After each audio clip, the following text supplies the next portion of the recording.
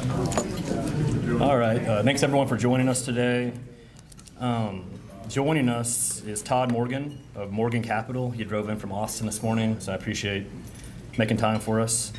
He is the founder of Morgan Capital Consulting, and essentially he represents businesses and organizations on legislative and regulatory matters. And I'll let him take over from this point. Thank you very much.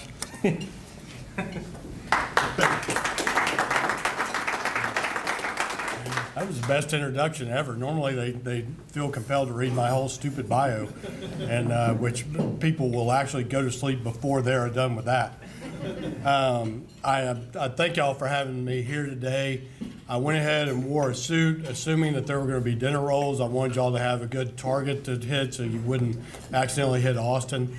I am from Austin, and I'm here to help. Like everybody in Austin, Texas, the People's Republic, we are here to tell you how to run your business and how to live your life as well. It's funny, I got my start by my first job out of college. I started with the Railroad Commission.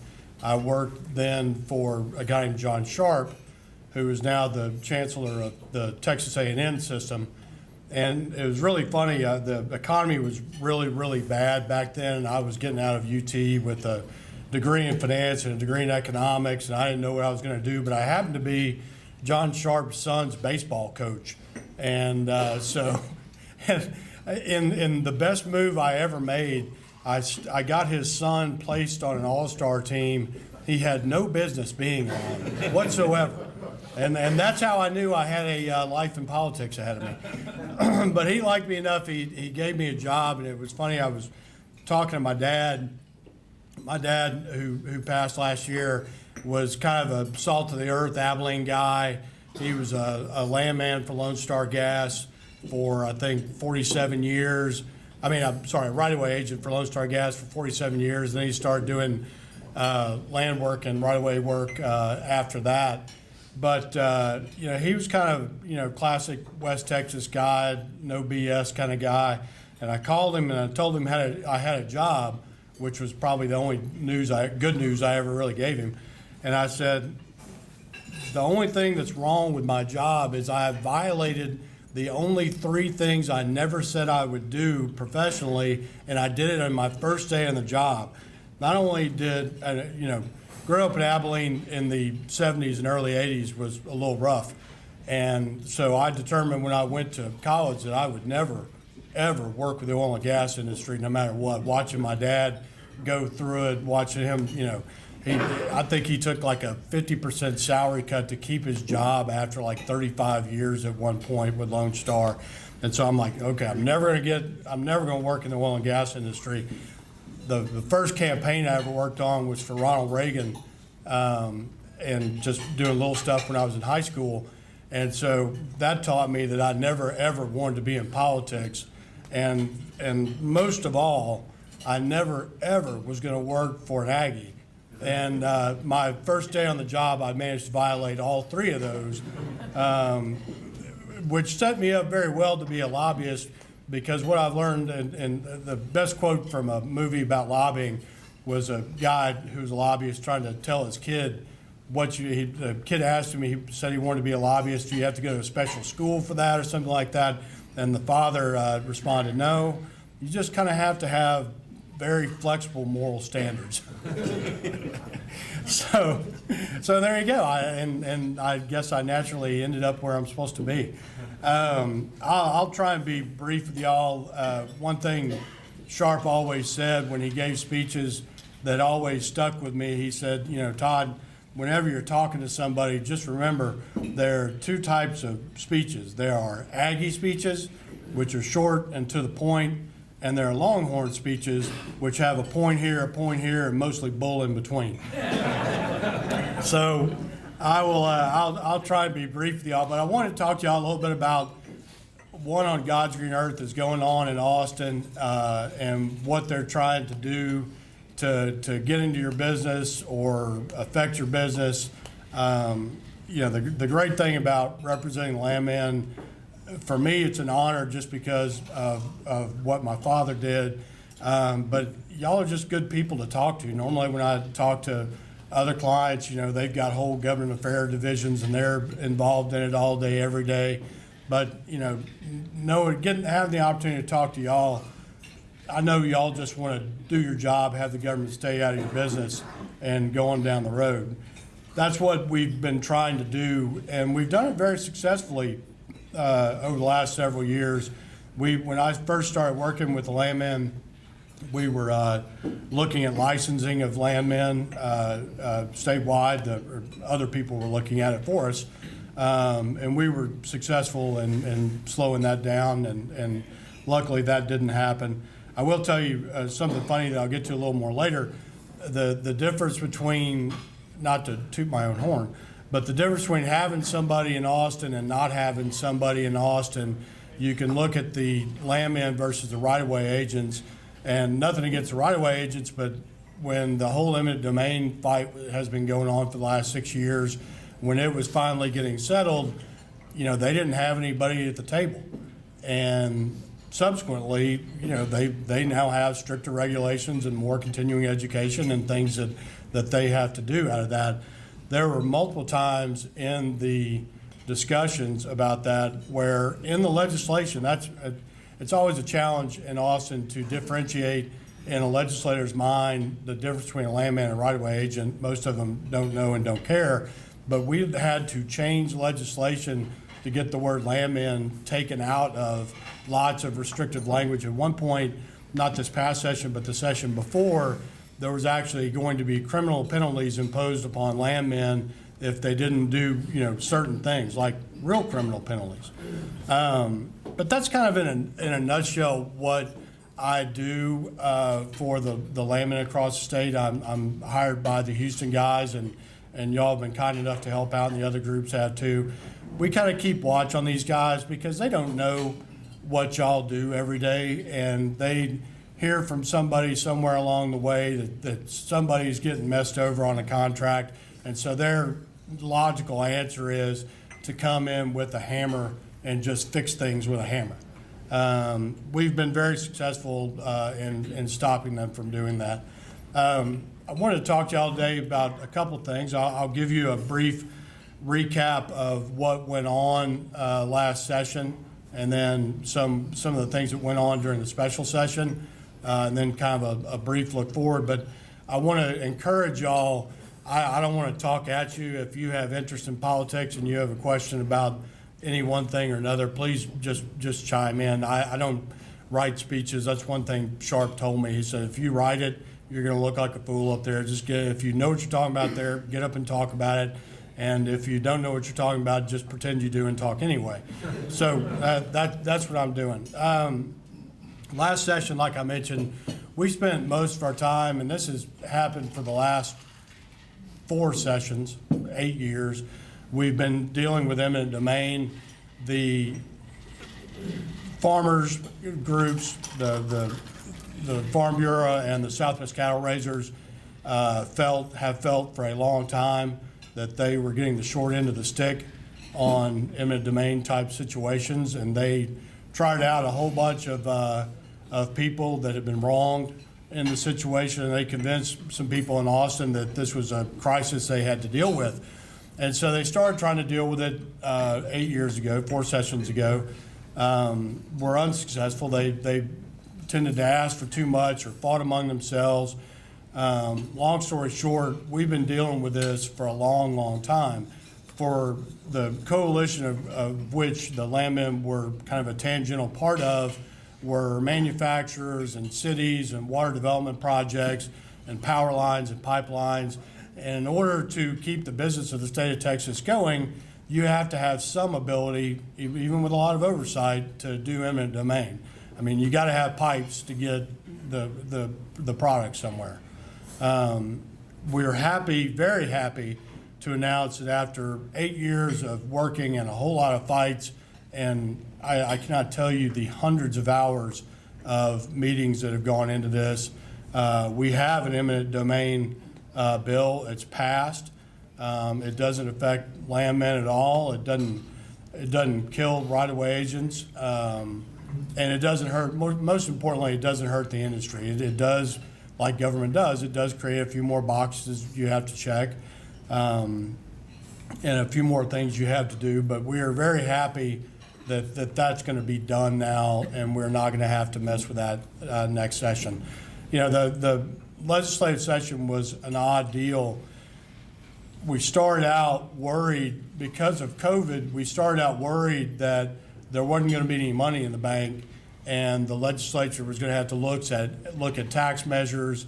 And at the very end of the prior session, when they were looking for money, there are members of the Senate who, including, well, there were certain legislators out there, I don't want to get myself in trouble, that actually were talking about increasing the severance tax and doing away with the high-cost gas exemption and doing with things like that.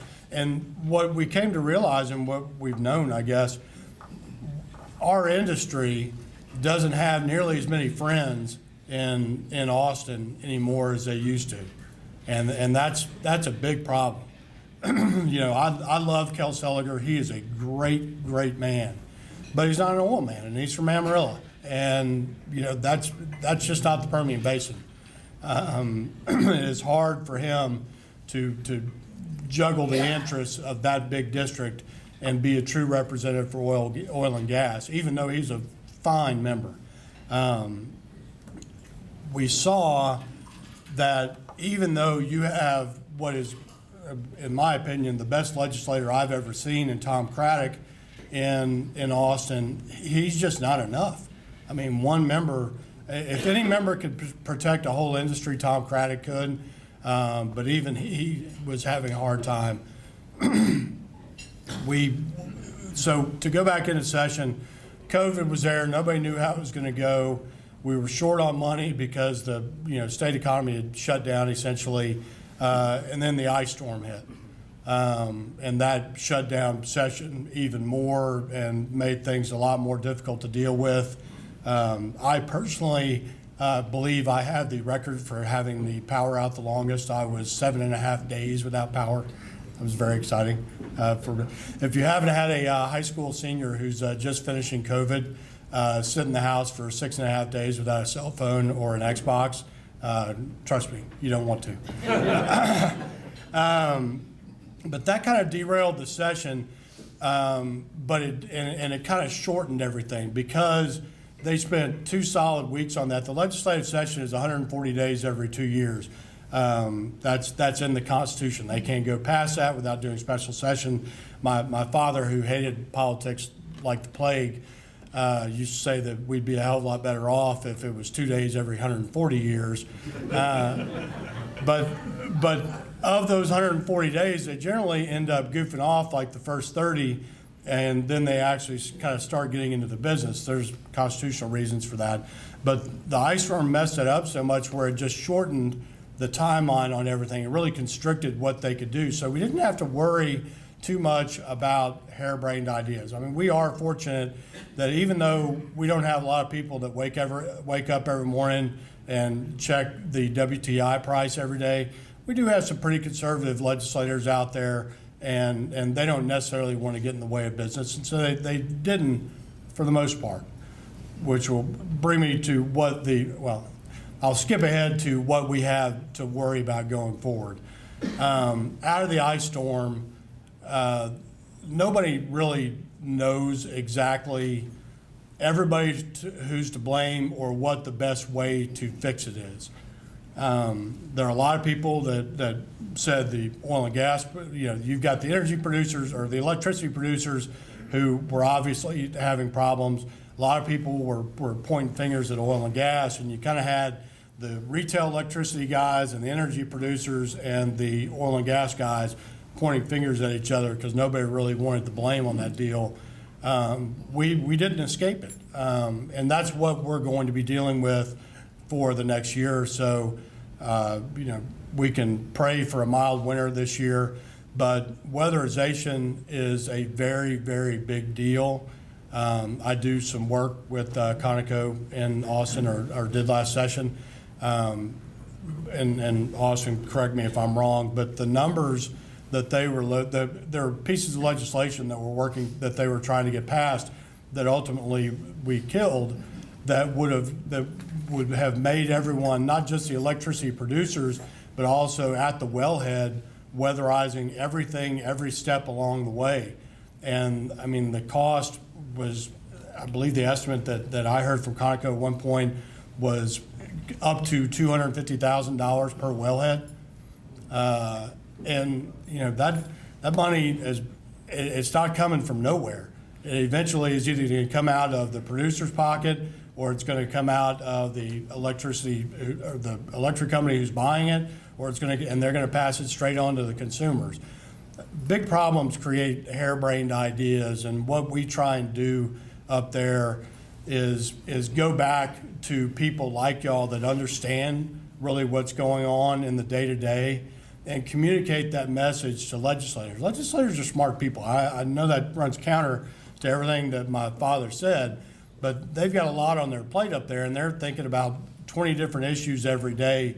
My role up there is to be kind of like the mama bird. Like, I take the issue, chew it up into digestible portions, and then spit it into their ears so that they can hear it and hopefully understand it. And hopefully it'll keep them from making a bad decision. But with regard to weatherization, we're not out of the woods on that yet. Obviously, we have winter right around the corner. The industry was successful in stopping them from putting a lot of weatherization mandates on us, and instead we've got them to do something more logical, which is, let's look at where the critical needs are of the power producers, and let's look at the people that are delivering product to those people. And if we identify places that need to make sure that the product can move at all times, no matter what the cost, let's say, okay, you need to do these, but you don't need to do these. And if you need to weatherize those, you know, let's do that. Let's make sure people have power and they don't freeze to death or kill themselves with carbon monoxide, which, by the way, I almost did. It's funny, during that whole ice storm, I read all these stories about people, and terrible, tragic stories about people, you know, turning their car on and, you know, sitting in their garage to try and stay warm. Well, we never vacated the house. I had one gas heater, like gas logs in the fireplace, and that was the only heat in the house. And so we ran that pretty much most of the time. And it was only when the whole thing was over, fortunately it was in a big room, when it was over, I realized, and I have no problem telling you that I'm an idiot. I realized that the flue was closed because in the room, like, the top 6 feet of the wall was black all the way around it. I'm like, I damn near killed my whole family. But I will have to say, I'm starting to question all those commercials I've seen about clean burning natural gas. I'm just saying. But I don't even know why I said that.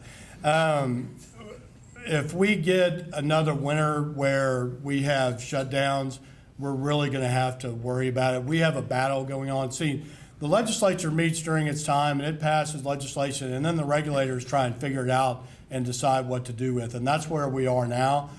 We avoided attempts to give the Public Utility Commission regulatory authority over weatherization of gas wells, and we kept that authority in the Railroad Commission.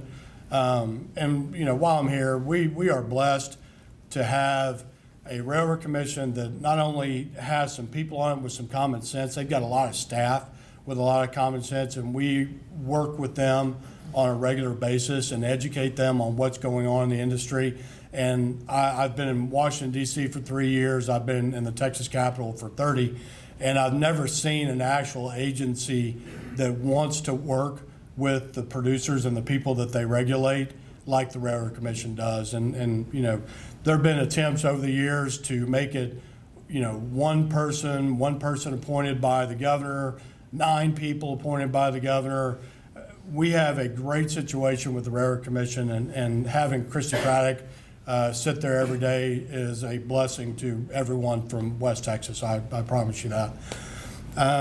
We will still work through. The Railroad Commission is in the process of creating maps, supply chain maps, that will identify the critical need, and then from that, and that's not going to be till the first part of next year. So keep your fingers crossed this winter that we don't have to really have a problem again like we did last year. After that, once the maps are made, we will identify critical places that need weatherization. So you'll read, you guys probably don't read it, in Austin, where the communists just pump out information about how bad everybody is who actually works for a living. We hear about, the doom and gloom of we are doomed, we've done nothing to solve the electric grid problem. That's just simply not true. We've done a lot of things. There are a lot of people working very hard on it. If we can get through this winter, I think that we will be in pretty good shape. That's the going forward. I'll skip backward a little bit to what we did during the special session. We didn't do much, luckily, which is great.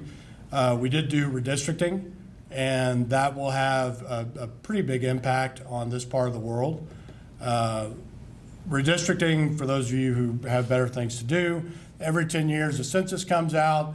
It tells you how many people are in the state and where they live, and then they redivide all of the maps, the state house maps, the state senate maps, the congressional maps, the school board maps, even some judicial maps.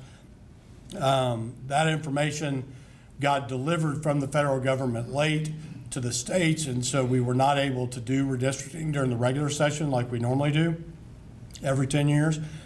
We had to do it in special session. And, politicians are in some ways like normal people. They may be conservative, they may be liberal, they may care very much about health care or prisons, but at the end of the day, what they really want every single day when they wake up, they want to figure out how to get reelected and come back to that job because they love being legislators. So redistricting is typically the biggest fight that you will see up there because all those guys want to figure out how to hold on to their job. And what happens is if, Trinidad is representing the House member for Big Spring and he has, I think, 370,000 people in his district because that's how big the maps were back then. Well, this year, because the state's grown from 26 million to 30 million, that number has moved from 370 to 410. Well, Trinidad doesn't have 410,000 people in his district, so he's got to go in there and he's got to pick up some of Danny's people. Well, Danny doesn't want Trinidad to pick up his people, but then Danny's probably in the same boat. He had 280,000 people. He's got to find 100,000 people. So in areas, particularly west of I-35, where population is declining, population growth is centered around Dallas, Houston, Austin, San Antonio. In areas where population is declining or holding steady, the districts have to get bigger.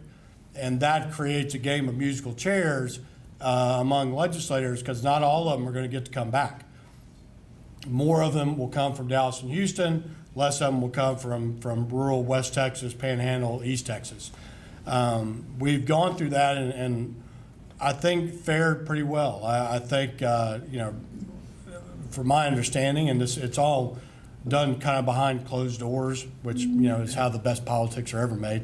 Mr. Craddock and Mr. Landgraf were both instrumental parts of drawing those maps.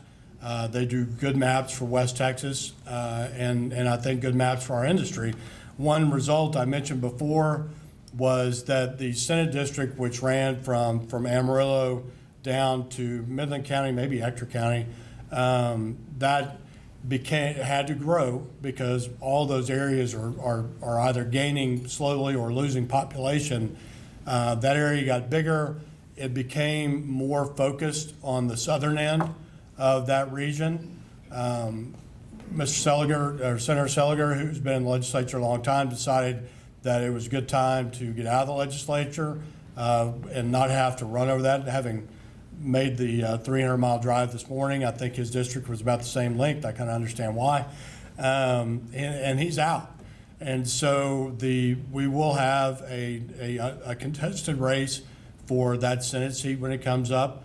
There are a couple people that have announced already for it, including a couple people that are related to the oil and gas industry.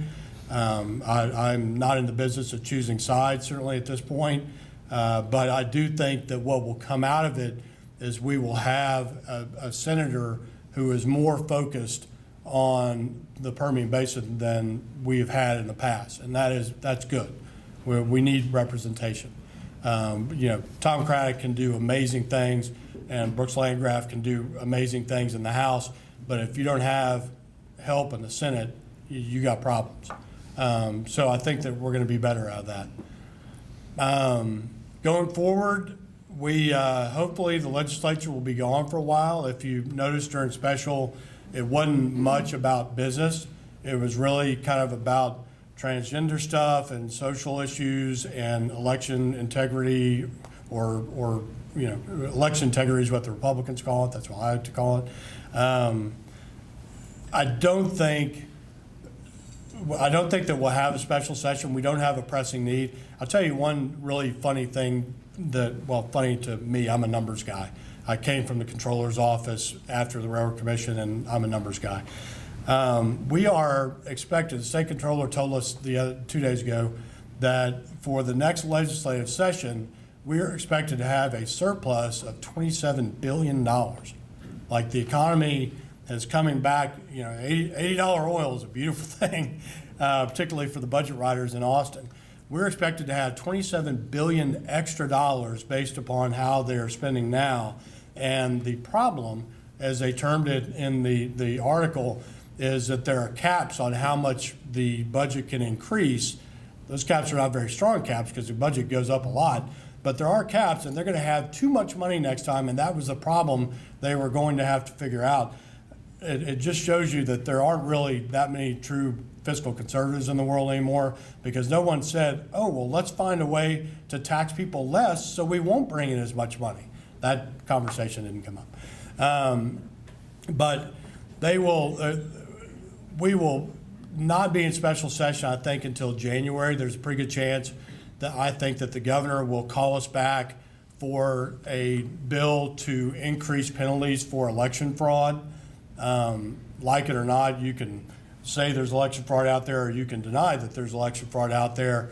The public generally is favorably inclined toward making election fraud a very bad thing.